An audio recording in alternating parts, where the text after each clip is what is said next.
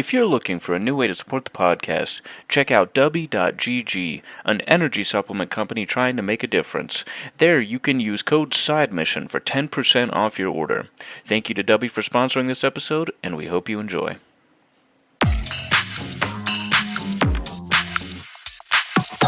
Welcome into the newest episode of Side Mission.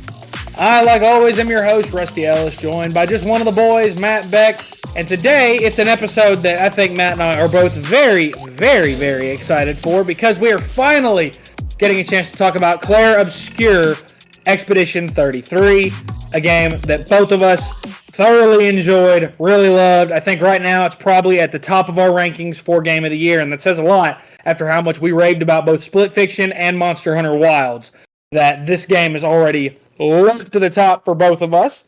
But there's a lot to discuss here. I do think that at some points we are probably going to get into spoilery territory, so I will go ahead and put a spoiler warning at the front of this. If you don't want to know anything about the story, or if you want to go into this as blind as possible, don't listen to this episode. Don't listen to this. Go play the game. Go take your 30 to 40 hours to beat it, however long it took. I know it took me about 30 hours. I think, Matt, it took you about a little bit longer. I don't think it took you much longer. But nonetheless, go do that and then come back and you'll be able to listen to it. Matt, the first thing I want to say is Xbox is on a roll with some of these games that are coming to Game Pass because with Avowed, Doom the Dark Ages, which comes out very, very soon, but Kyle and I have already been playing it as of recording it. Matt will be beginning it soon.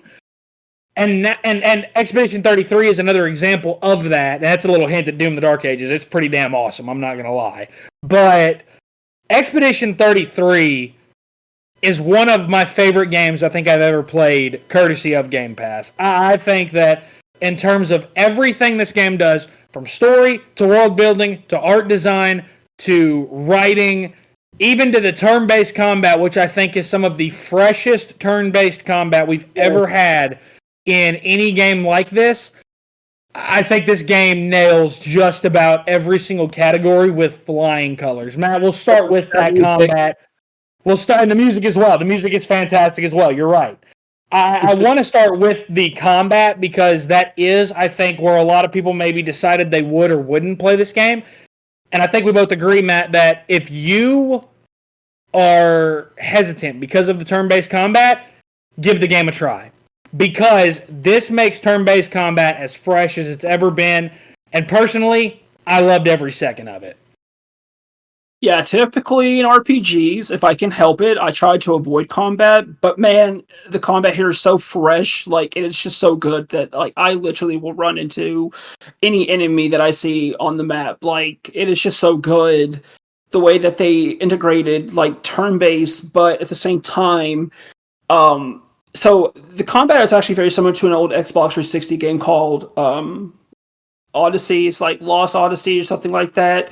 I do remember playing that, and it took me a while to actually remember that. But the way I love it is just it's like you have your turns, you have your abilities, your spells, which are called pictos in this game.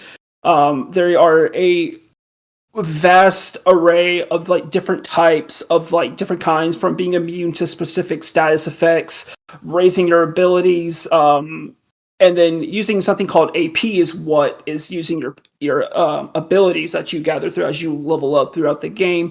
And the variety is why I love it so much, because I don't feel like any build will be the same. Like, me and Rusty will have completely different builds and go through the game differently in combat. And it's just so special and so personal, especially because by the end of the game, you have about 5 party members and you can only use 3 at a time. But the thing is, typically in RPGs, I tend to stick to the same variety. I don't really switch it up, but this game I had me switching it up just because of how different and unique every party member's abilities are. I love the fact that Luna is more to me. She was more of my spellcaster and also my buffer, and then the main character here. What was his name? Gustav. Yes, Gustav. I like the fact that he had this ability that once he got up to the max number of AP, he had the supercharge ability. It was really great. you were able to do something that's called breaking the enemies. Basically, they have like a yellow meter underneath the health bar. So once you raise all the way up to you, you break them, which is basically a stun. And then just the fact that during even the enemies' turns, you can like this game pushes you to parry. Like that's going to be your big way of encountering these fights and winning successfully. And you have the option to dodge and parry. Now, I do like the fact that the game does encourage you to dodge to learn the enemies movesets, like when to hit that button, when to dodge, when to parry. And if you successfully parry, you do such a satisfying like counter attack, and it is just, and that's also how you build AP as well. So it is, the combat to me is just one of those things that I just kept coming back to, and like why this game is hard for me to put down and not go back to. Yeah, I think that the biggest thing for me that stuck out was, like you said, the variety, because no two characters feel alike. You look at Gustav, and he's more built to build up, your the stun bar, the break bar, whatever you want to call it. He's meant to like break an enemy's posture and stun them. Lune is more of your spellcaster. She's there to find weaknesses, and once you find them, she builds up what's called stains that with some of her abilities, once you've built up to 4 stains, you can unleash some really powerful attacks. Mael and Ciel are more of your critical damage dealers, but Ciel's a little bit more on the magic side. Mael is more on just the physical side. And then you have someone like Minoko, who his playstyle was probably the most interesting of the group, because he's got this wheel that as you attack, it'll change to a different attack style. It might be caster, it might be agile, it might be balanced, it might be mighty, it might be almighty.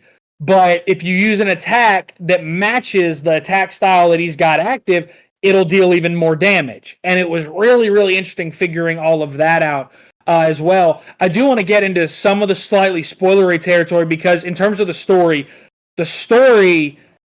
is such an incredible concept. And I feel like they pull it off flawlessly. This idea that there's this world that has been torn apart by this event known as the Fracture, and this monolith exists that every year a being known as the Paintress comes along and paints a number on it, and every year the number that she paints, people that are that age die. It's this event that is known as the Gommage, and it's a really, like, the opening of the game is what hooked me into wanting to see more of this world and see more of the story, because you open the game as Gustav, and you go, and it's the day of the Gommage, the expedition's getting ready to leave the very next day so that they can, try to figure out a way to stop the monolith, stop the Paintress, whatever, and his love interest is Gommaged right in front of him. Yeah. And it's one of those moments where it's like, whoa, like, this is real, this is heavy, like, this is like, there are stakes that are involved, like, and you can tell by just how few people are in this city of Lumiere that the population has dwindled. And every year when that number gets lower, it dwindles further and further, so much so that you feel like this is humanity in its final days, in its final years. Like, they don't have very many attempts left at these expeditions to stop this from happening again. They don't really have a ton of attempts left. And so the first big risk that the game takes, and it's why I put the spoiler warning, and this is another spoiler warning. Again, this is a major plot point that I'm about to spoil, because there's a character's name I've not mentioned yet, and I didn't mention him specifically because I didn't want to just spoil it at the start of the episode, even though we're pretty much still doing that. But the decision at the end of Act 1 to kill off Gustav, yeah, to me was ballsy. Was very ballsy, because Gustav is killed off by this white-haired man who we come to find out his name is Renoir, and you are now joined by this mysterious man by the name of Verso. Now, Verso's story is very complicated. I don't know if we'll be able to do a full deep dive into this story to give you a play-by-play of what his story is, but nonetheless, he is this being that has been around on the continent for years. He's been a part of several expeditions. He's tried to help several expeditions. He's obviously good friends with Minoko, who is one of the Gestrels that lives on the continent as well.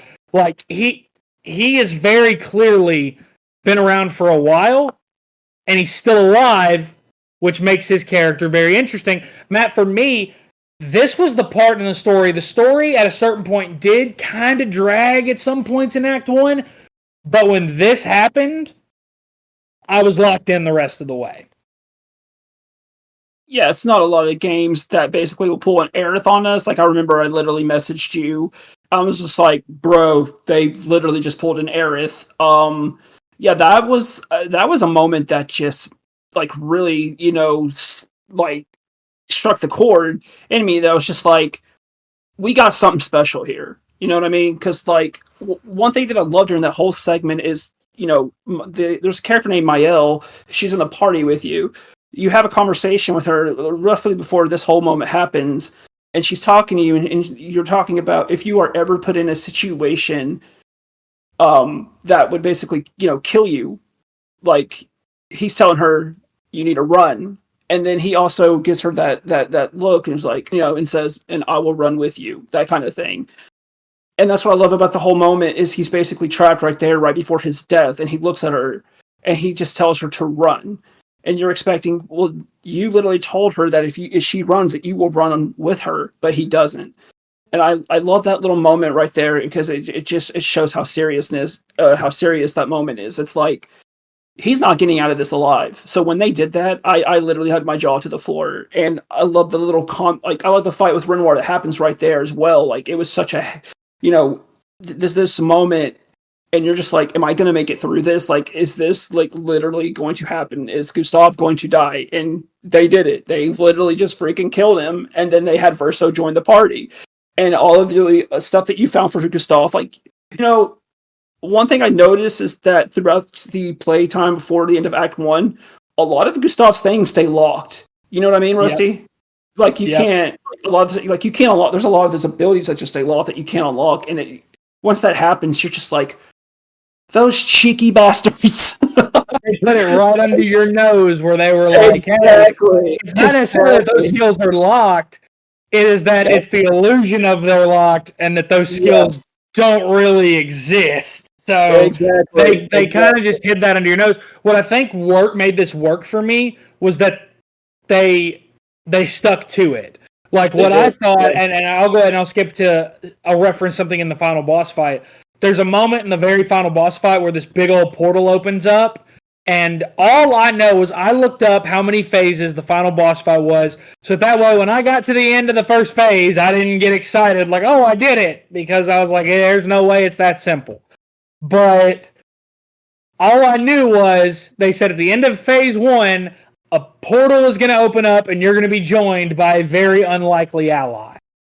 And when I saw that, I said, if they bring Gustav back like this, I'm not going to be happy. Because I would rather, until you are able to make your choice at the end of the game, I would rather him stay dead. Because that means his death meant something. His death was not this event that they're just going to reverse for no reason at all.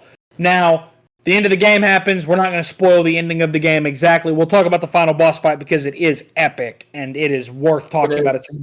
That's the one thing as well, Matt. That's a great segue.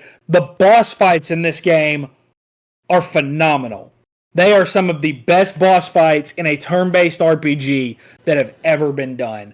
When I look at the visages, when you go after the first Axon, Serene, or I know we're going to butcher some of these names. Serene is a great one. Yeah. When you fight the Paintress, it's a great boss fight. When you fight Renoir at the end, it's an amazing boss fight. Like, there was no weak boss fight, in my opinion, in this game. And including a lot of, like, the character quests that end with boss fights. I just sat here going, man, this is epic. Because they all feel unique and they all have this grand scale to them that it's just like, oh my God, like this is the end of the world right here. And we're fighting for the last bit of humanity that still exists. Like, Matt, the boss fights are just awesome. They are. Oh my God, dude. The Axon fights in general are probably outside of fighting Renoir, fighting the Paintress, are one of the ones that really stick out to me. For me personally, not just the fight, but the cutscenes that go along with Serene, like the whole moment where everything goes gray, and all of a sudden the members of the expedition are starting to see their loved ones, and they're basically falling into this trap, like this trance from the dancing and the singing. And like just that moment that it breaks in right before the fight happens, I was like, "This is great!" Like, I love that they're doing this. I love that we're getting more more of the expeditions like story, like why they're doing this. You know what I mean? And then also the part leading up to the Axon with the faces. I love the fact that you have like these small encounters. There's like 4 different sections in that area, and you encounter one. There's like angry, there's sad, there's happy. And then that fight with the Axon itself was just fantastic. And it's so satisfying when you are seeing them doing like this end of the world type attack, and you just get that perfect parry and send that right back to them. And what's really great is when you do a team parry. I just love how it says Expedition 33, like the Expedition parries. Like, it is so satisfying. And like, also, the other thing that I like about the combat as well is just being able to find the enemy's weakness, exploiting that with a different, like with Luna, for example, she was my elemental attacker, so I used her to find that weakness for them, and then you just keep building up, and it was, oh my god, I can't gush enough about the combat and the boss fights in this game. Yeah, I mean, they're some of the best parts, in the combat as a whole is such a blast to play in this game. It is so much fun that even if you don't love turn-based combat, I feel like this is the game that can make you enjoy that combat and really somewhat fall in love with it, because I've always been somebody that outside of maybe the Pokemon franchise, I've never loved turn-based combat, but this had me hooked because it kept me engaged the entire time. It wasn't just a matter of, oh, I do damage, the enemy does damage, and I hope that I put together some combo of skills that I end up winning. Like, no, a lot of it is very skill-based instead of RNG-based, and I think that's really a big plus to all of this. Yeah. Like, it's a massive positive to all of this. Now, back on the story, Verso joins the party in Act 2. You play through Act 2 primarily as him, and Act 2 is where a lot of crazy stuff happens. But the ending of Act 2 was what really surprised me. And if I'm being honest, my initial reaction to the end of Act 2 was, I feel like this is where the game should have ended, and I feel like the game might be outstaying its welcome a little bit. Now, Act 3 saved that because Act 3 added so much context into what's going on in this world, why things are happening. And again, I don't want us to spoil any of those details specifically, because I want people to play through and see those reveals, because they will hit a lot better for you if you don't know what's coming. But in this act, the one thing that stuck out to me was, man, I don't know what it is, but Verso knows a lot more than he's letting on. We go on to find out that obviously that is true. He knows a ton more than what he's letting on. But I do like the fact that the game created this character and made him so dynamic that one second I'm like, dude, this guy's a badass. I love this. And then the next second I'm like, I don't know if I trust this guy. Like, I feel like he is going to betray me at some point. Like, he's such a dynamic character that I really didn't know where his story was going to go. And I feel like that's, for me, outside of Mael, because I feel like at the end of the day, if you ask me, you play as 3 characters throughout each of the 3 acts.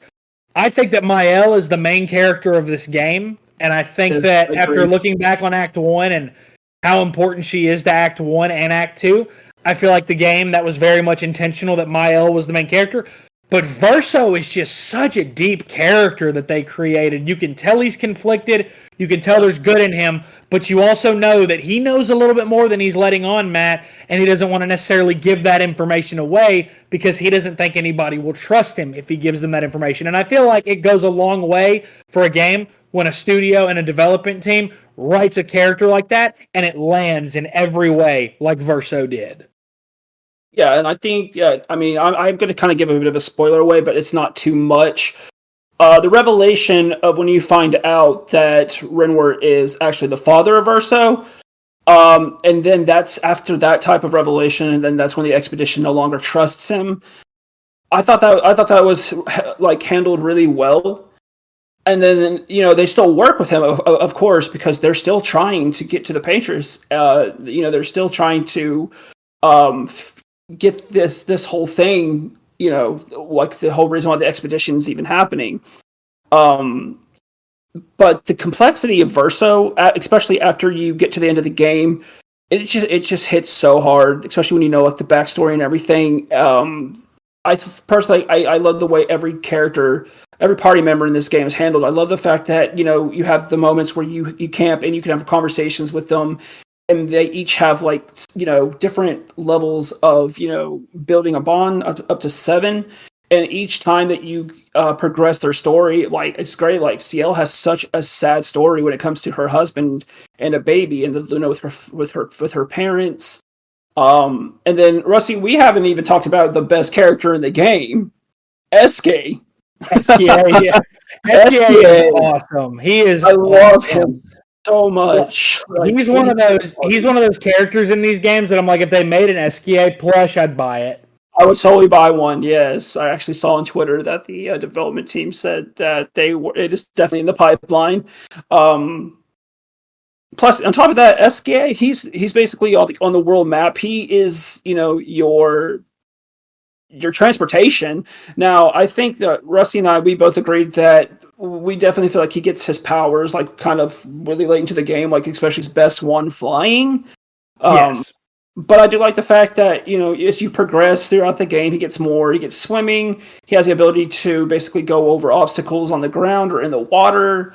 And then you get to the point where you can actually dive underwater. So he was a great addition to the game. I love the conversations between him and Verso, especially when there was one where he was talking about his feelings. He was going, "Are you feeling woo or wee?" Like, just voice actor did such a phenomenal job with him. Yeah, I feel like that's something that could be said about every character in this game. There really is not a weak one. There's not a weak character, and at least not one that is featured at the forefront. Like, I feel like Renoir is a great villain. He is a great main antagonist. I feel like Verso is a perfectly written, complex, and dynamic character. And I feel like in terms of main story heroes, Maëlle is actually a really, really solid character. I loved her arc and her realizing how much of a badass she is as you see the story move along. I loved that. Like, I was like, she's been, like, at first I was like, she didn't deal a ton of damage, but when she gets crits, like, she's really good. But then it got to the point where I was like, oh my God, I can combo some attacks with her, and I can deal, like, hundreds of thousands of points of damage, and this is awesome. Like, you combine, and that's after the game was patched. Like, there were moments before, dude, she was broken as hell before the game got patched. There were people that were talking like there are some abilities you can combine where she does like 2 billion damage in one hit. Yeah, if you basically have a party members buff her, like I've seen memes where it's like Verso's like, "What am I?" and someone's just like, "You buff Maëlle." Like, you are there solely to buff her. You are there solely to power her up. Like, but like it's so crazy because like there was actually a fight really late in the game that I was like, okay, this one's probably going to be pretty hard. I'm using primarily Maëlle this fight. She's going to be my damage dealer. Literally, the enemy attacked me. I got a counter and I did a good amount of damage. I saw a little bit of his part disappear. I did one attack, and I ended the fight. I was like, holy crap. I was like, I didn't think I was going to get a crit that big. Holy cow. Like, it gave me the victory animation. I was like, holy cow. Already? Like, that Stendhal attack is no joke. I was like, holy cow. But it's just, the characters are so over, and I have to say, a bit of advice, I gave you this advice, Matt, and I'll give everybody this listening. If you're going to play this game, when you get to Act 3, do all of the character quests. Trust me, they are worth it. They are worth it. There's great story development, great character development in each of them.